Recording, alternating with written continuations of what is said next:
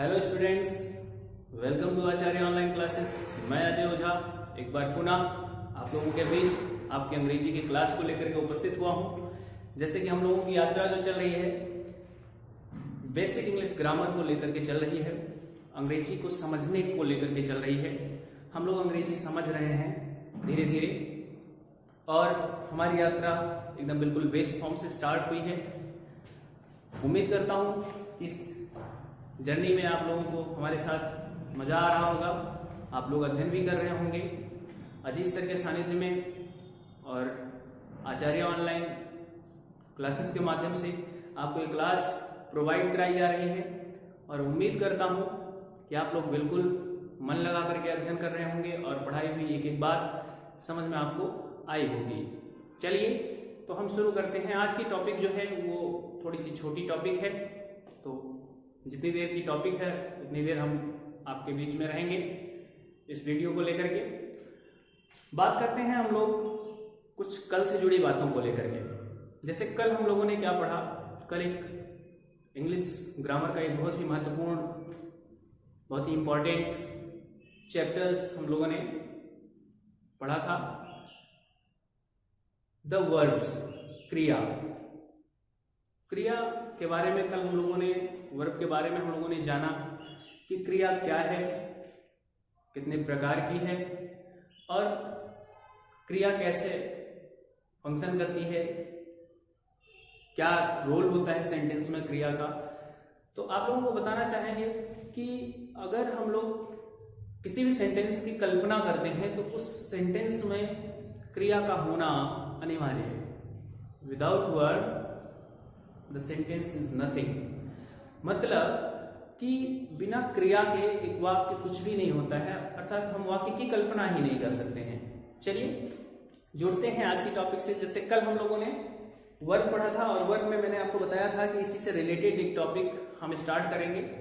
तो वर्ब में हम लोगों ने एक जो फाइनाइट वर्ब पढ़ा था, चलिए थोड़ा सा लिख करके बताते हैं आपको। हम लोगों ने क्या किया था, फाइनाइट वर्ब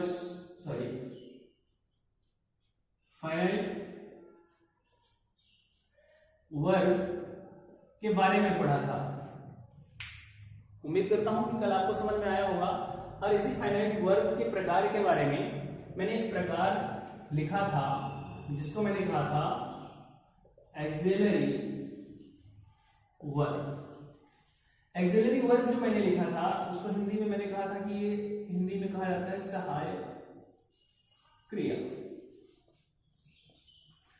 तो सहायक क्रिया के बारे में मैंने आपको बताया था कि ये सहायक क्रियाएं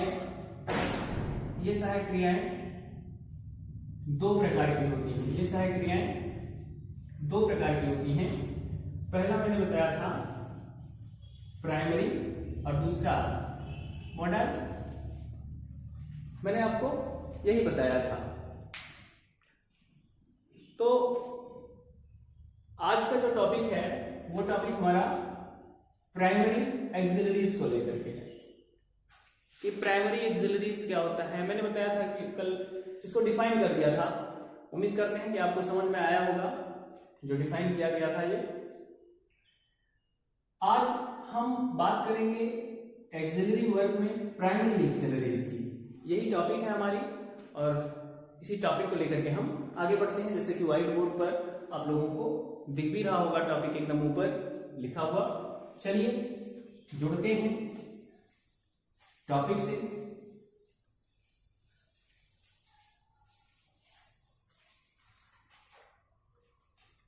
कल मैंने आपको कहा था कि जो एक्सिलरी वर्ब होती हैं वो क्या करती हैं। एक्सिलरी वर्ब टेंस के निर्माण में और क्रिया के मोड को प्रदर्शित करने के लिए प्रयोग की जाती हैं। और आज है प्राइमरी एक्सिलरीज। तो प्राइमरी एक्सिलरीज क्या करती हैं, प्राइमरी एक्सिलरीज के बारे में थोड़ा सा मैं लिख दूं आपके लिए कि ये साधारणतया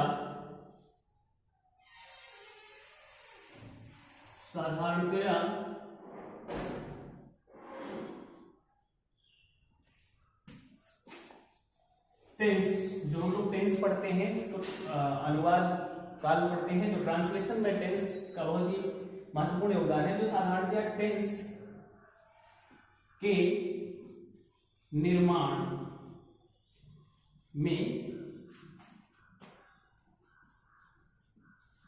प्राइमरी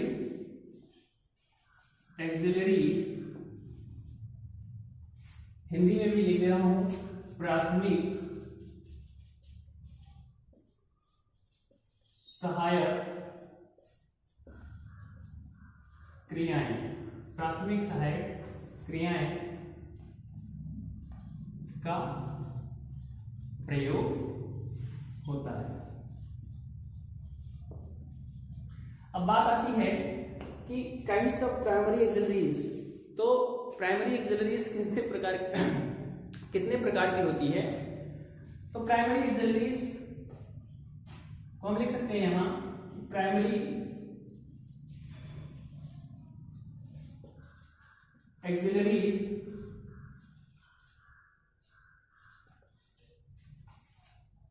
को 3 भागों में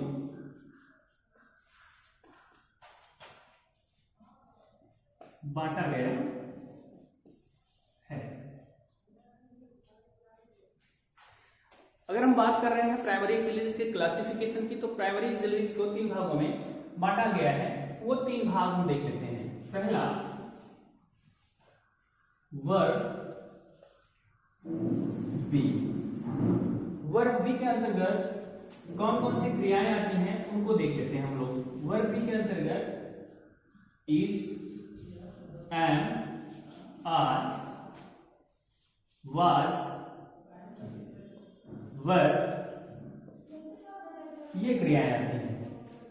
पहला, प्राइमरी एक्सिलरीज को 3 भागों में जो बांटा गया है, हम लोग प्राइमरी एक्सिलरीज के भाग को पढ़ रहे हैं, 3 भागों में बांटा गया। तो पहला हमने लिखा वर्ग बी। वर्ग बी को मैंने बताया कि वर्ग बी में कौन कौन सी क्रियाएं आ रही हैं, इज, एम, आर, वाज, वर। अब हम नंबर 2 की बात करते हैं। नंबर 2, वर्ग हैव।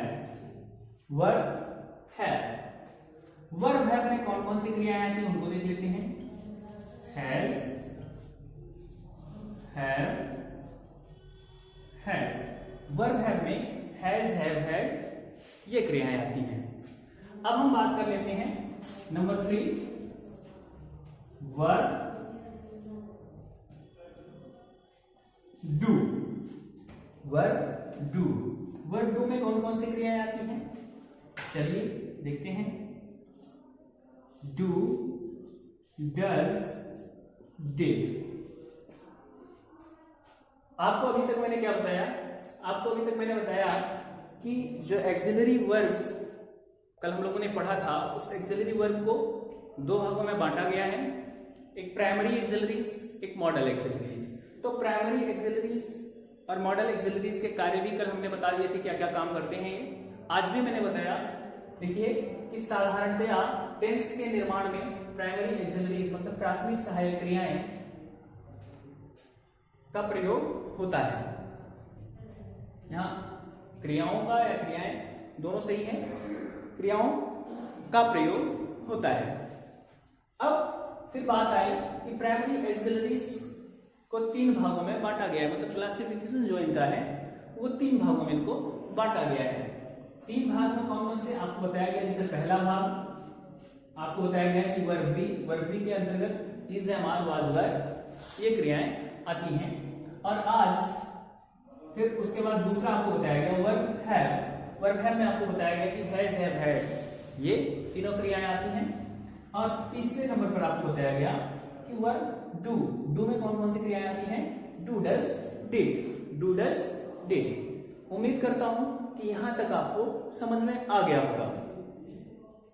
अब हम थोड़ा सा आगे बढ़ेंगे और आगे बढ़ेंगे तो थोड़ा सा इनके बारे में जानेंगे।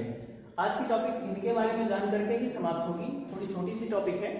तो verb B, verb have, verb do,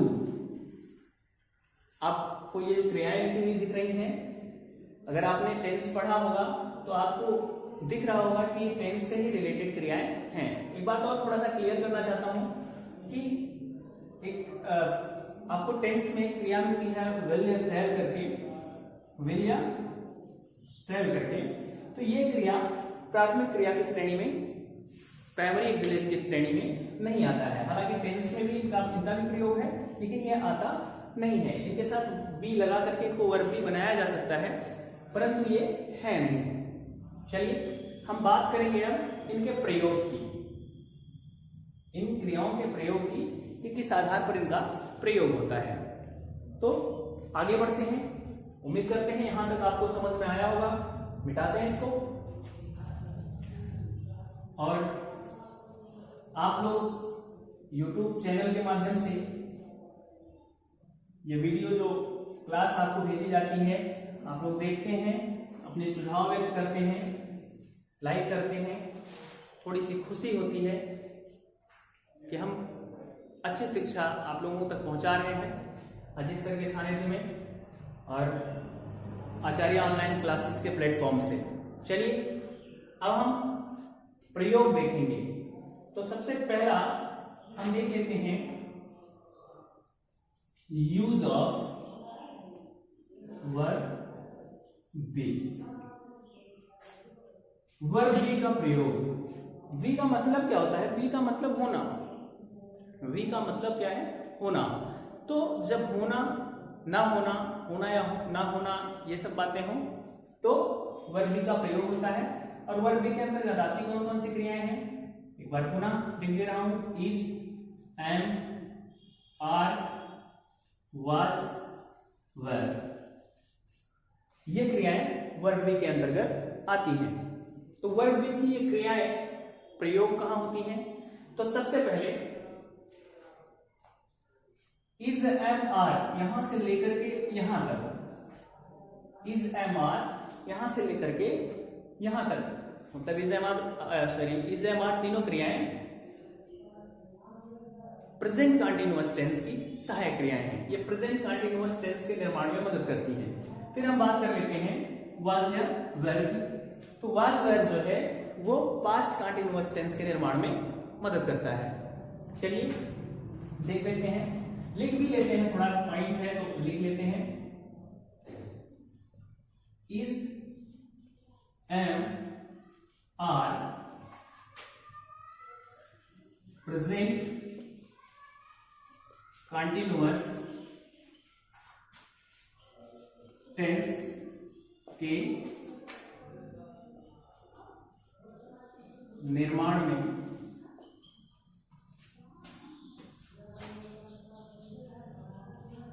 प्रयुक्त होती है। इज, एम, आर जो है वो प्रेजेंट कंटीन्यूअस मतलब जारी वर्तमान काल जो हम लोग पढ़ते हैं ट्रांसलेशन अनुवाद करते समय टेंस से पढ़ते हैं, तो उसमें एक टेंस आता है प्रेजेंट कंटीन्यूअस टेंस, आप लोगों ने पढ़ा भी होगा। तो उसमें इज, एम, आर का प्रयोग टेंस के निर्माण में होता है। और ये टेंस के निर्माण में हम ये कह सकते हैं कि जो मेन वर्ब हमारा होता है, मेन वर्ब की सहायता के लिए, की सहायता के लिए इनका प्रयोग होता है। जैसे उदाहरण में आपको एक एग्जांपल यहां देते हैं। She is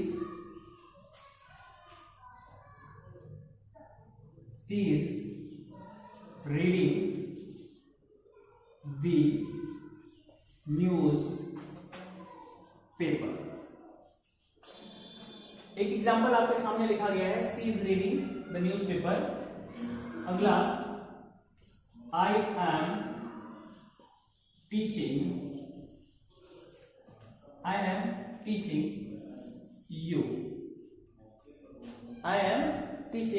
you. आप देखिए आपके सामने दो एग्जांपल्स रखे गए हैं जो प्रेजेंट कंटीन्यूअस टेंस के सेंटेंस हैं। आप देखिए यहाँ जो वर्ब है, मेन वर्ब, वो रीड और टीच, उसमें आईएनजी का फॉर्म भी जुड़ा हुआ है। और ये क्रियाएं जो हैं इज और एम, ये इन्हीं क्रियाओं की सहायता कर रही हैं। तो उम्मीद कर रहे हैं कि आपको यहां समझ में आया होगा। अब हम बात कर लेते हैं अगले पॉइंट की। तो वाज वेयर दिख रहा है आपको, वाज या वेयर का प्रयोग, वाज या वेर का प्रयोग हम पास्ट कंटीन्यूअस टेंस के निर्माण में, पास्ट कंटीन्यूअस टेंस के निर्माण में करते हैं, प्रयुक्त होता है, कुछ भी बोल दीजिए। एग्जाम्पल के लिए में प्रयुक्त होता है, करते हैं। एग्जाम्पल के लिए आपको पास्ट कंटीन्यूअस का एक सेंटेंस लिख रहा हूं मैं। They were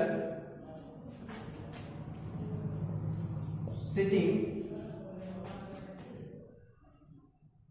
in, थोड़ा सा गड़बड़ हो जा रहा है। They were playing football. They were playing football. और अगला एग्जाम्पल आपके सामने, I was standing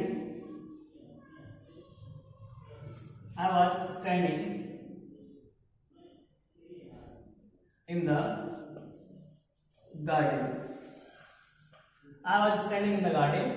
अब देखिए, they were playing football, way football खेल रहे थे। यहाँ प्लेइंग और यहाँ स्टैंडिंग। स्टैंडिंग मीन्स खड़ा होना। यहाँ देखिए प्लेइंग और स्टैंडिंग ये दोनों मेन वर्ब हैं और इनकी सहायता वेयर और वाज करके ये बता रहे हैं कि ये पास्ट कंटीन्यूअस के वाक्य हैं। जैसे they were playing football, way football खेल रहे थे।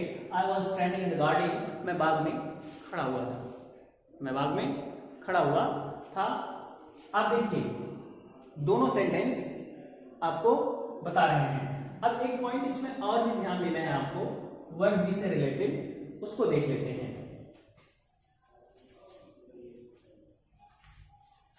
कल मैंने आपको लिंकिंग वर्ब पढ़ाया था। जब कल का क्लास चल रहा था तो उस क्लास में मैंने आपको लिंकिंग वर्ब के बारे में बताया था कि लिंकिंग वर्ब होता है। तो हम यहां लिख सकते हैं कि is, am, are, was, were, इन सभी का प्रयोग मुख्य क्रिया क्वेश्चन में मेन वर्ब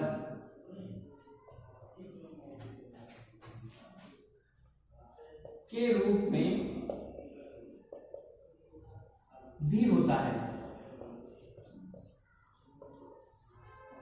एक पॉइंट ये भी ध्यान रखना है आपको, मुख्य क्रिया मेन वर्ब के रूप में भी होता है, अर्थात is, am, are, was, were ही क्रिया की भूमिका में होंगे और कोई क्रिया नहीं होगी। जैसे कुछ एग्जांपल्स मैंने लिंकिंग वर्ब के तल बताए थे, तो सेम लिंकिंग वर्ब ही मान लीजिए कि मुख्य क्रिया होती है। जैसे यहां लिख सकते हैं एग्जांपल में, he is a farmer, he is farmer. अगला लिख सकते हैं, सी इज अ डॉक्टर। अगला लिख सकते हैं हम, I was an actor।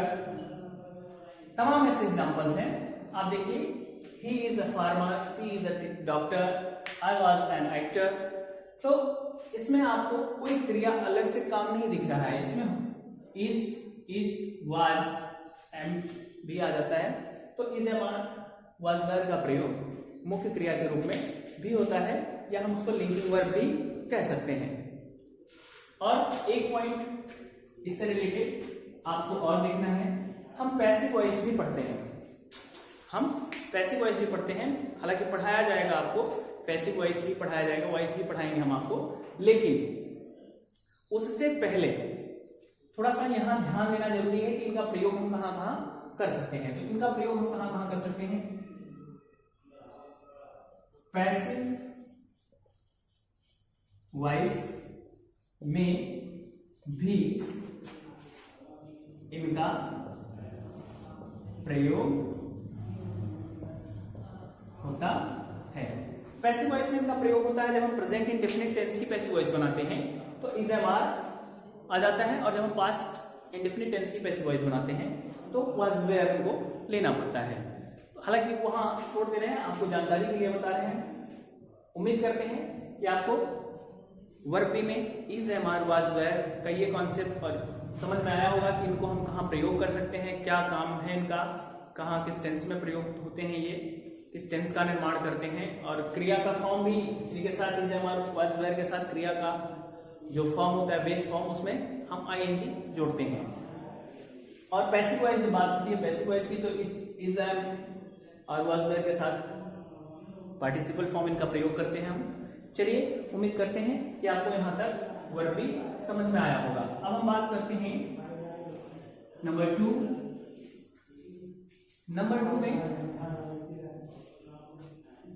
2 में हम देखेंगे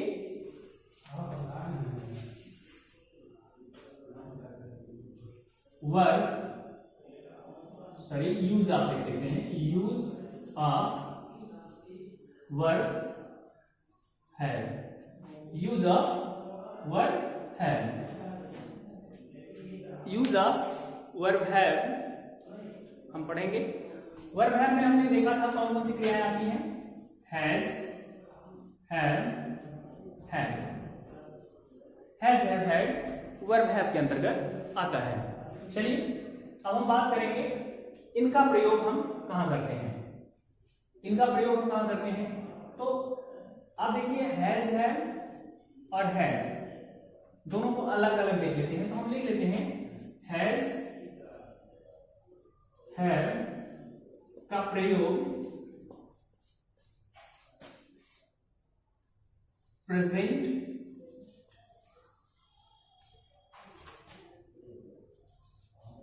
परफेक्ट टेंस के निर्माण में होता है। जानकारी के लिए बता दें कि इनके साथ जो वर्ब, मेन वर्ब जो प्रयोग किया जाएगा उसका थर्ड फॉर्म प्रयुक्त होता है। क्लियर हुआ? आइए हेड को भी जोड़ लेते हैं। हेड, हेड का प्रयोग, हेड का प्रयोग पास्ट परफेक्ट टेंस के निर्माण में होता है। इनके साथ जैसे हैज, हैव, हैड, जहां भी हैज, हैव, हैड टेंस में प्रयुक्त होंगे, टेंस का निर्माण करेंगे, उनके साथ वर्ब का थर्ड फॉर्म प्रयुक्त होता है। एग्जाम्पल के लिए आपको हम एक दो सेंटेंस भी लिख करके बता दें। जैसे the train has gone, train जा चुकी है। दूसरा लिख देते हैं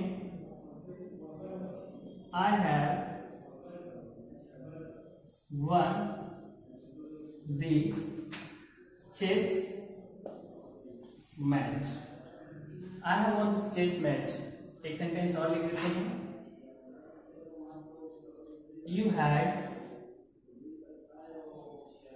completed your homework, you had completed your homework। देखिए, तीन एग्जाम्पल आपको लिखे गए हैं इसमें। The train has gone, train जा चुकी है। I have won the chess match, मैंने शतरंज के मैच को जीत लिया है। और you had completed your homework, तुमने अपना गृह कार्य पूरा कर लिया था। आपको समझ में आ गया होगा कि इनका टेंस निर्माण में इनका प्रयोग कैसे होता है। आपको इनका प्रयोग भी बताया जाएगा किस सब्जेक्ट के साथ ये लगते हैं। आप उम्मीद करते हैं कि आप सभी लोग जानते हैं कि सब्जेक्ट के साथ क्या लगेगा। अभी हम थोड़ा सा आपको क्रियाओं से परिचित करा रहे हैं, और अगर आप चाहेंगे तो ये भी बता दिया जाएगा कि जैसे किस क्रिया के साथ, किस सब्जेक्ट के साथ कौन सी क्रिया, सहायक क्रिया प्रयुक्त होती है। उम्मीद ये करके छोड़ रहा हूं कि आपको मालूम होगा। अब हम बात कर लेते हैं कुछ और टॉपिक्स की इसमें। जैसे हैज, हैव, हैड जो है, हैज, हैव, हैड का भी प्रयोग थोड़ा सा यहाँ देख लेते हैं, मिटा लेते हैं, थोड़ा सा जगह नहीं है। यहाँ तक उम्मीद करते हैं आपको समझ में आया होगा। अब हम बात कर लेते हैं हैज, हैव, हैड भी मुख्य क्रिया की तरह प्रयोग होता है। जैसे उसको भी हम लिंकिंग वर्ब ही कहते हैं, उसको भी हम लिंकिंग वर्ब ही कहते हैं। एक पॉइंट आप लिख लीजिए कि हैज, हैव, हैड का प्रयोग भी मुख्य क्रिया, क्वेश्चन में आप मेन वर्ब लिख सकते हैं, मेन वर्ब के रूप में हो सकता है, हो सकता है। और जब मेन वर्ब के रूप में हो तो इसके साथ और कोई क्रिया नहीं आएगी। जैसे लिख दूं I have a ball, I have a ball, she has a nice doll, they had many honkies, they had many honkies। आप देखिए 3 सेंटेंस आपके सामने लिखे हुए हैं। I have a ball, मेरे पास एक गेंद है, she has a nice doll, उसके पास एक अच्छी गुड़िया है, और they had many honkies, उनके पास कई सारी हॉकी है, छड़ियां हैं। तो उम्मीद करते हैं कि आपको यूज ऑफ वर्ब हैव में हैज, हैव, हैड तीनों का प्रयोग समझ में आया होगा। अब हम बात करते हैं तीसरे नंबर की। तीसरे नंबर पर हमने क्या लिखा था? Verb do. तीसरे नंबर पर मैंने क्या लिखा था? Verb do. हम लोग थोड़ा सा देख लेते हैं कि वर्ब डू में क्या होता है। तीसरे नंबर पर verb do, use of verb do. Do में क्या क्या होता है देख लेते हैं। Do, does, did, do, does, did, इनका प्रयोग। डू, डज, डिड, इनका प्रयोग। तो इनका प्रयोग आप देखिए, यहां से यहां तक एक टेंस में होगा और यहां से यहां तक दूसरे टेंस में होगा। तो हम लिख लेते हैं थोड़ा सा एक पॉइंट। डू, डज का प्रयोग